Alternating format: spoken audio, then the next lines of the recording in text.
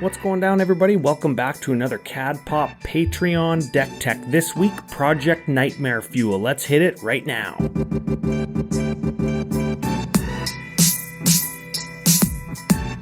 All right, we are back, and this is the Commander Ad Populum YouTube page. Don't forget FusionGamingOnline.com, your source for all your gaming needs. They are the official sponsors of Commander Ad Populum, and this is a Patreon deck tech. So what that means is if you head on over to patreon.com/CADPopcast, you find a reward tier that's correct for you, you can have your deck featured on the YouTube channel. This one's a very special one because we're actually doing a deck that I've been showcasing on Twitter at CADPopcast there over the last, I want to say, almost 2 full years, because this deck is 100% altered art cards. And I'm going to be doing a couple extra supplementary videos to this video over on the altered art tutorial playlist, where I talk about some of the execution of the cards that I've shown off today, art direction, coming up with a theme, tying a deck together, and of course, scheduling and making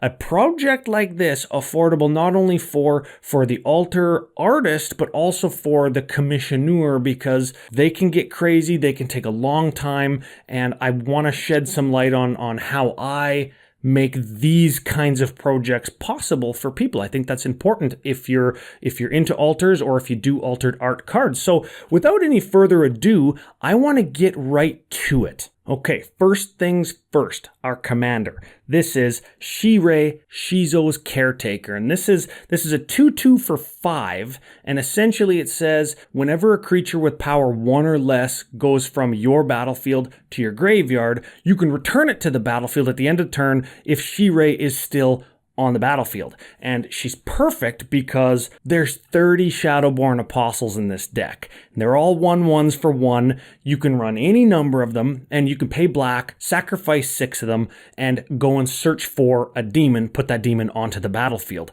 And if we have our commander Shirei out, we can do that for a black every turn and find what is the 6 demons in the deck. And let me tell you, all altered, all themed around, I'm going to call it dark religion, anti-religion, and our favorite bad guys, the Phyrexians. So let's get to the cards. We're going to start with the Apostles because they were shown off, I think, on Twitter the most, and they are all themed around, like I said, demons, dark, nightmares, anti-religion. They're all black and white. Some include gold, some include a little bit of red. We're going to talk about kind of some of the themes in the upcoming tutorial videos. So I'm just going to start laying them out, and everybody can enjoy. Let me know which one is your favorite in the comments or on Twitter.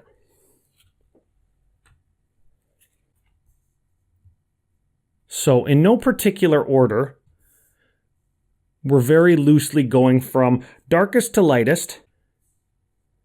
I've got to rep my Commander Cookout podcast playmat as well. And you can check out my other all-altered deck on the Commander Cookout YouTube page. I'll put a link to it either up in the corner or in the show notes. So there's the first 6. I'm just going to keep overlaying them so you can see all of them as we go. And a lot of this deck, like I said, is anti-religion, and a lot of the deck is Phyrexian themed and nightmare themed, but a lot of it was based on Renaissance art and biblical art that I found either in books, or some of it is like this one is a plague doctor, somebody who was supposed to be good but wasn't really that good. Some of it is based on military iconography, and you see a lot of repeating motifs: the Phyrexian symbol in the eye, the Phyrexian symbol on the halo, the Phyrexian symbol on the lapels there. It's repeating. And these apostles, in my mind, for the theme of the deck, these are not very good guys. These are not good apostles. These are not Jesus's apostles or whatever, right? These are bad guys. These are guys going to find you demons. So I wanted to represent that in kind of a way that was kind of cool, kind of badass, kind of scary. And I think because there's a range of these, or a range of kind of styles, I think that there's something that everybody can appreciate, whether it's the dark religion, whether it's based on or maybe reminds you of a movie you've seen, or is some kind of religious historical thing that you have a connection with. So I tried to draw in inspiration from all of those kinds of things when I did these. This one I particularly like because it is so much different than all of the other ones and still scary. It kind of represents drowning to me, which is a nightmare that some people do have.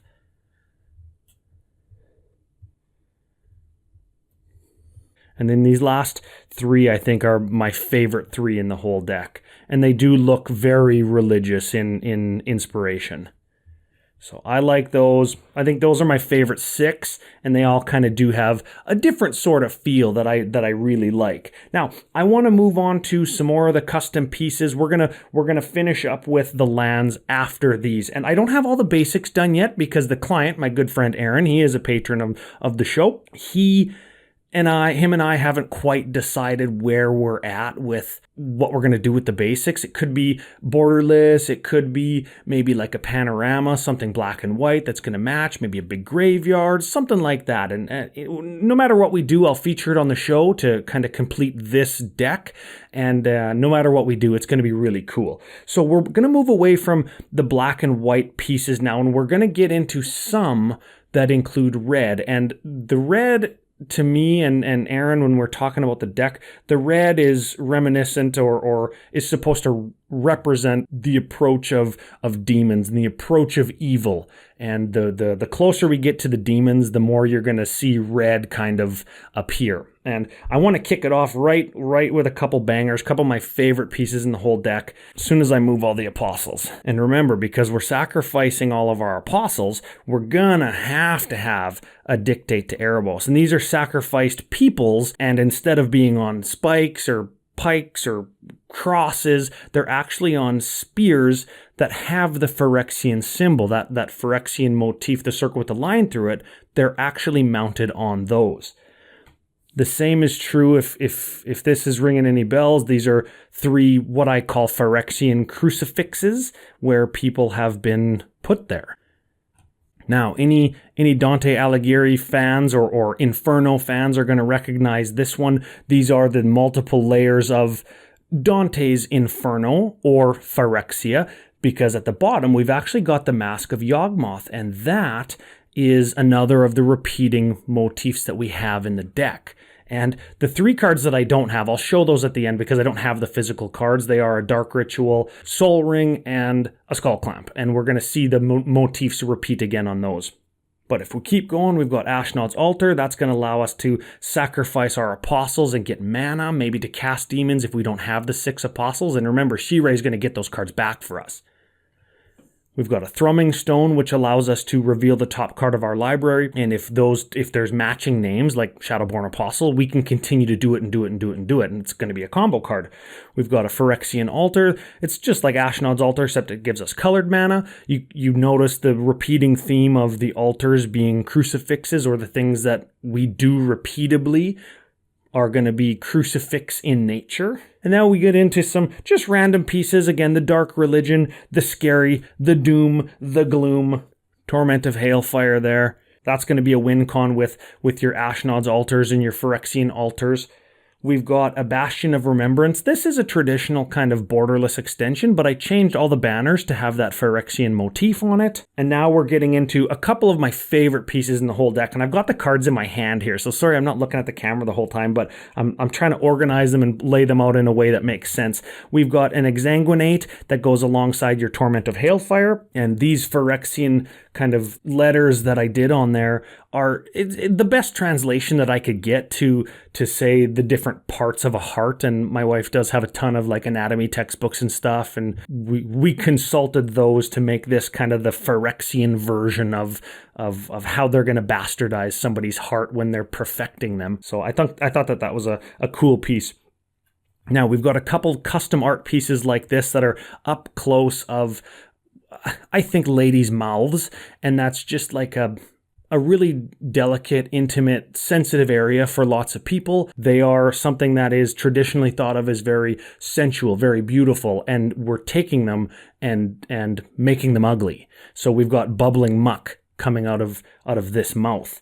We've got tendrils of agony where instead of tongues, it's like tentacles, and they're licking a Phyrexian symbol, a crucifix. Now, we've got a couple more like that to come, but I've got a couple more custom pieces. This one is a Banksy piece, and Banksy was a famous street artist that was born in I want to say London, but this is a piece of his that I found online that I really liked, and it's just the Grim Reaper sitting on a clock, and clocks and extra turn spells go hand in hand, of course, so that one just fit. I've got a custom kind of piece that I did, Secret Salvage. This is going to let us exile a non-land card from our graveyard, then search our library for any number of cards with the same name. So we just exile a Shadowborn Apostle, and then we get all of the Shadowborn Apostles into our hand. So we could just go through the motions and play all those, and then tutor for our demons, or we could combo those with something like the Phyrexian Altar and the Ashnod's Altar to make a whole ton of mana to exsanguinate or torment a Hailfire. So cool include there. We've got a Grave Purge. This is going to allow us to stack all the creatures in our graveyard on the top of our library. Again, all of those Shadowborn Apostles. And you can see the red there. That is the approach of the demons. They are coming for you. They're coming out of the graveyard for your soul. Before we get to a couple of my favorite pieces in the whole project, I do want to just highlight a couple more kind of traditional standard kind of alterations. This is a borderless one with some treatment on the text box. This is one that I made all black and added the Mask of Yawgmoth, the bottom half of it, just that repeating motif again. The same with this one here. This is a Xanthid Necromancer. Whenever it or another human creature you control dies, you put a 2/2 black zombie creature onto the battlefield tapped, and the apostles are humans. So whenever they die, we get zombies, and then this will allow us to actually double up on mana or quadruple up on mana if we've got our altars out, because we're going to sacrifice our apostle to get 2 mana, let's say, then we're going to get a zombie and we can sacrifice that as well. So of course, Phyrexian and Ashnod's Altar are going to make us a ton of mana, and we're going to use the big black mana package to kill lots of stuff. Moving on, we've got another win condition, Sir Conrad. When things are going in and out of the graveyard, we're draining our opponents. When things go from our, essentially, anything goes in or out of the graveyard to any other place, Sir Conrad is going to trigger. It's going to dink your opponent for 1. We're going to gain a life. The same is kind of true for Zulaport Cutthroat, and these feel to me very much like they're abusing the Shadowborn Apostle kind of trick or theme that we're doing. So I wanted to make them look and feel very much like apostles, but maybe a little bit fancy, almost like they're a religious high-to-do, almost like they've got like a Dolce & Gabbana kind of background behind them to make them feel fancier, because they're going to abuse the apostles, and they feel like apostles, but they're just a little bit better, more high-to-do. Now, moving on, speaking of the Dolce & Gabbana, we have an actual D&G kind of pattern underlay here with the Phyrexian motif in there as well, and this is going to be another one of our win cons. When you see some of the demons 2 and 3 black pips, or all of our apostles hit the battlefield all at the same time because we mass reanimate them or whatever with a Shirei, this guy's going to do some work. Again, no surprise, Grey Merchant is going to be big time player in mono black deck. Now, let's get these out of the way, and I want to talk about 2 of my favorite pieces in the whole deck before we move on to the lands and the demons.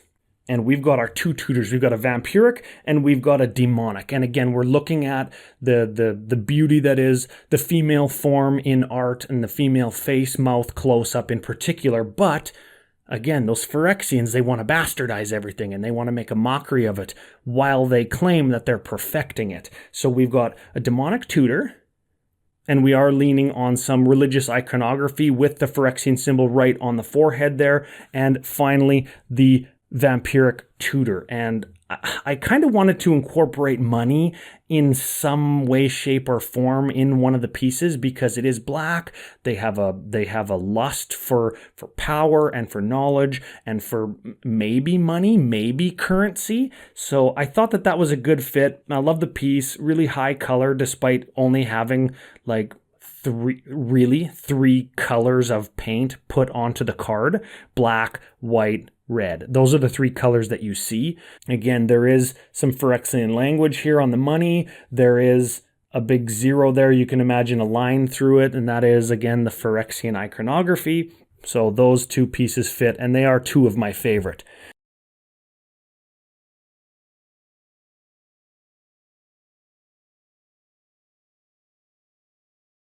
Now, moving on to the lands before we get to the demons, the final 6 cards, most of the lands are borderless extensions, and this was a little bit on purpose because at the time these were started, the plan with Aaron was to do borderless extensions or a panorama extended art version of all the basic lands, like huge, like 20 cards wide or whatever. And the theory was when you're searching your deck or when you're opening an opening hand, you can see the 3 or 4 land cards are all highly colored extended art cards, and all of the regular non-land cards are black and white and gray, and it's easily distinguishable when you're searching or when you're starting the game. And then that idea got shelved and we're doing something else for the basics. So that kind of thing is going to be covered in the supplemental videos to this. So let's look. The first one is, I think, my favorite, and it's just another part of the repeating theme. This is an ancient tomb. Again, we've got some religious iconography incorporated. We've got Phyrexian crucifixes. Again, just a themed card that fits. We've got a Volrath Stronghold. This is the kind of card that I do a lot, space kind of altars, and I love doing this card like this because the original art just lends itself to it so well. I love it. Now, on to the altered art, borderless, kind of traditional extensions. And I'm going to lay these guys out so you can see them all. We've got Deserted Temple, Strip Mine, Reliquary Tower, Castle Lochthwain, Witch's Cottage, and Buried Ruin. So let's go over them. This is going to untap a land. We're playing a big black mana package. I think you can assume what's going to be in here. We're going to cover it in a second. Strip Mine, that's a good one. Reliquary Tower, that's a good one. Castle Lochthwain is going to draw us cards. This is going to get creatures back. This is going to get artifacts back. So we've got a pretty stout suite of non-basics that are going to do the utility things that we might not have room for because we're playing 30 of the same card and we are missing utility because we don't have a lot of the regular stuff. So let's keep going. What are we going to untap with that Deserted Temple? We're going to untap a Nykthos, Shrine to Nyx. This has got the Phyrexian iconography there with the circle and the line through it. We've got a Crypt of Agadeem. We've got a Mortuary Mire. We've got an Urborg. I think you guys know what's coming. We've got a Bojuka Bog. I love that one. We've got a Cabal Stronghold. And of course, you know, we've got a Cabal Coffers. And that one is the only one that's extended all the way down like that because I think it just looks so good with the little pops of color that are in there. And then, of course, we've got, instead of the Mirari there, in the original art, we did a piece of Phyrexian iconography, which I think is super cool and just gives the piece like that little bit of set tie-in that we were going for on almost every single piece that we did. So finally, the last 6 cards, not including basics, are the Demon package. These are the cards that you go and find with your Shadowborn Apostles when you sacrifice 6 of them. Don't forget, you can find one of these guys every turn for 1 mana because you've got 30 Shadowborn Apostles. So these actually make a panorama. So I'm going to lay them all out lengthwise and we're going to get them all put together.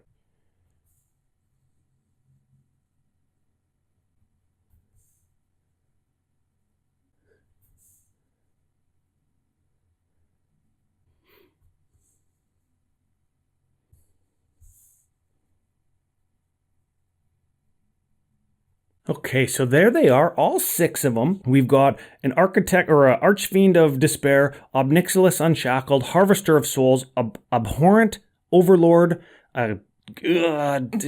Hope's Desire guy. He's brand new and I don't remember his name, but he was my suggestion for the deck, so I'm taking it. And a Razaketh Foul-Blooded. They tutor, they +1s, they sacrifice, they devotion, they draw cards. These are probably the 6 demons that I would have in this kind of deck. And the art on these guys is a little bit unique compared to the rest of the deck. They still do incorporate the Phyrexian symbols here and have red and gold incorporated. They're set in a black background and they're very much inspired by Samuel Mills and Mark Riddick, 2 kind of punk metal artist designers from the 90s and 2000s, and they very much kind of lend themselves to the styling of the Kaldheim Secret Lair metal cards and the Kaldheim showcase cards, and that was kind of the vibe that I was trying to go for because that's when I did these, is when those were the the card du jour or the showcase du jours. These ones are not that. They are more based on, and I'll have links to the artist in the show notes. These are more based on the stylings of Samuel Mills and Mark Riddick, and I just love that style, and this is something that I really want to try to get into and do more like this because they're so cool. And what's different about these as opposed to all of the Shadowborn Apostles is this is actually the original orientation that the demons were in on the actual card, and I made them white. I made the background black. I built a like sort of a background underneath them, so it wasn't just black. And the point with the demons is they're so imposing and they're so big and their wings are so big and they look slimy and the stuff's falling off of them. They look evil and menacing, but the underneath is all going at different directions. It's going sometimes up, sometimes straight at you, sometimes away. All of the pieces or all of the stuff that I built gives the eye a general kind of feeling that it's moving down towards Phyrexia, down towards the center, down towards the lowest pit where Yawgmoth is. That's where they want you to go because they're demons. So it's all kind of off-put. It's at different angles. It goes towards you, away from you, a little bit like an Escher piece, if you're familiar with the never-ending waterfall or the staircases that go all different ways. That's kind of what I was looking at or thinking about when I did these, but I did them in the style of this kind of this black and white heavy metal Mark Riddick, Samuel Mills style. So I hope everybody liked it. I hope that Aaron loves it when he gets it. I hope that everybody who's watching this can like, share, subscribe to the channel because I'm going to do some more videos on this deck and some of the process that it takes to make a deck like this. And it was a ton of fun, lots of learning. I'm still learning every time I do a new piece for a project deck, whether it's this one or otherwise. If you want to have your deck featured or if you want to get a deck project started, at CADPopcast on Twitter, patreon.com/CADPopcast, or CADPopcast@gmail.com. Final big thanks goes to FusionGamingOnline.com, your source for all of your Shadowborn Apostles, your Decktech needs. A lot of these cards did come from Fusion. Great store to support, and if you do so at checkout, you let them know that Ryan from Commander at Populum sent you. It helps the show out a ton. With that, everybody, I will see you on CAD Pop proper next Wednesday.